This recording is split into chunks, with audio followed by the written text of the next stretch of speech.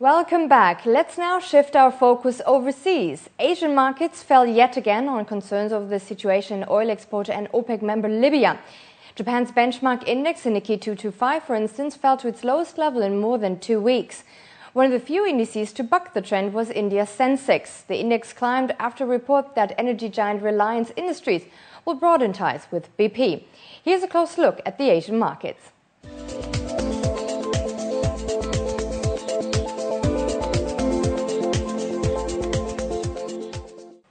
And now it's time to take a look at the oil prices, which rose yet another day. After that, we take a peek at metals and the international currencies exchanged into dirhams.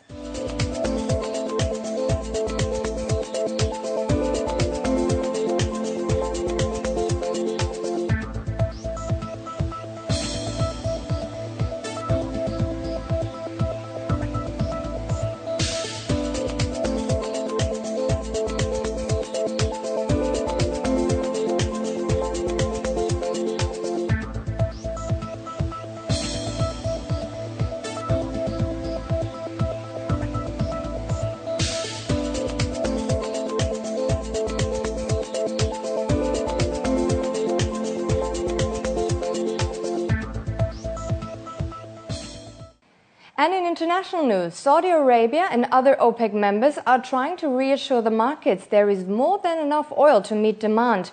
Saudi Arabia's oil minister Ali Al-Naimi said the organization was fully prepared to sufficiently supply the market. All these are disorders which are not caused by a shortage in supply. We do not have to act so far. But I can confirm that OPEC, and Saudi Arabia in particular, are fully prepared to meet any shortage in supply in the future.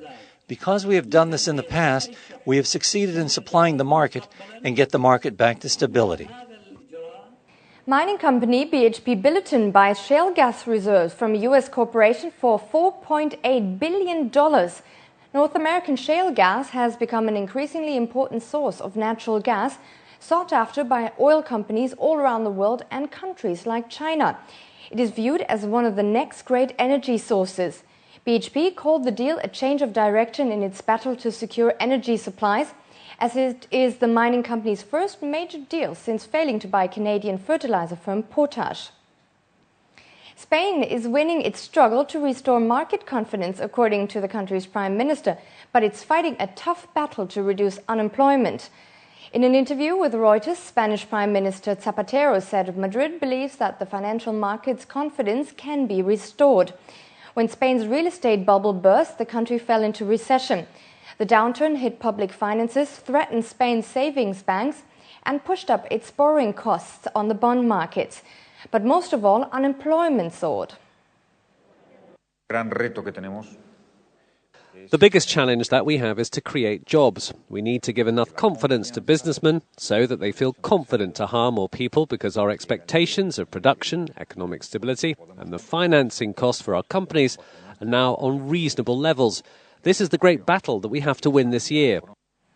New Zealand's financial authorities are working to ensure markets in the country remain stable. The earthquake-stricken country's central bank said it would work to ensure markets in the country remain strong.